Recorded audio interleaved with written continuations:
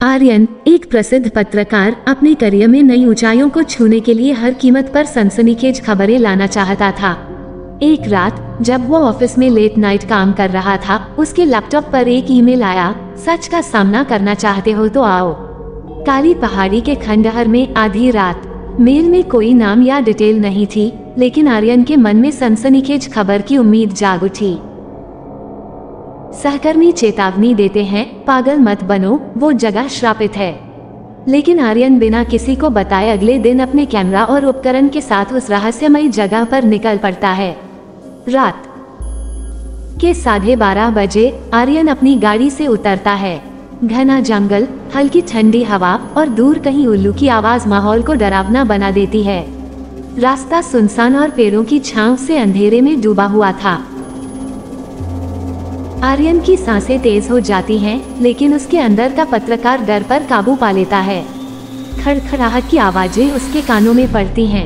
वो कैमरा चालू कर कहता है, आज मैं एक ऐसे रहस्य से पर्दा उठाने जा रहा हूँ जिसे लोग सिर्फ कहानियों में सुनते आए हैं। खंडहर के दरवाजे पर पहुँचते ही अचानक हवा तेज हो जाती है और दरवाजे की चरमराहट सुनाई देती है।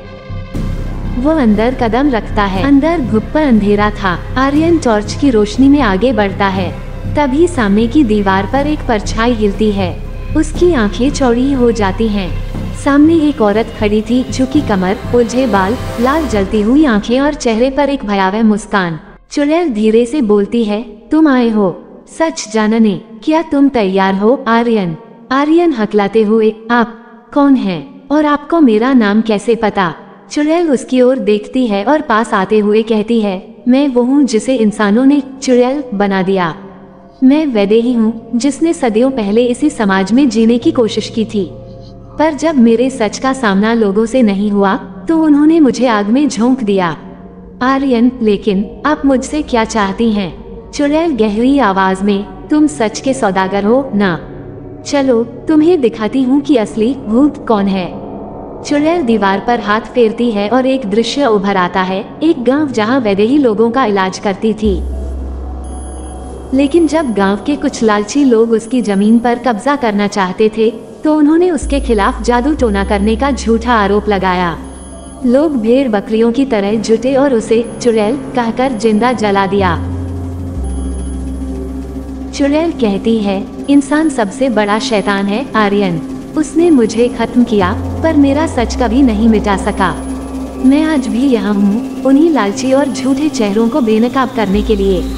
आर्यन घबराते हुए, आप मुझसे क्या चाहती हैं? चुड़ैल, सच को दिखाओ आर्यन। दुनिया को बताओ कि चुड़ैलें नहीं होती, बुरे लोग होते हैं जो दूसरों को शैतान बना देते हैं। अगर तुम झूठ दिखाओगे तो अंजाम भुगतोगे। आर्यन भागते हुए वहाँ से बाहर निकलता है। गाड़ी में बैठकर वह चैनल लौट आता है। अगले दिन वह अपनी टीम के साथ फुटेज चेक करता है, लेकिन कैमरे में सिर्फ सन्नाटा और कोरे दृश्य रिकॉर्ड थे। न चुड़ैल, न उसकी कहानी।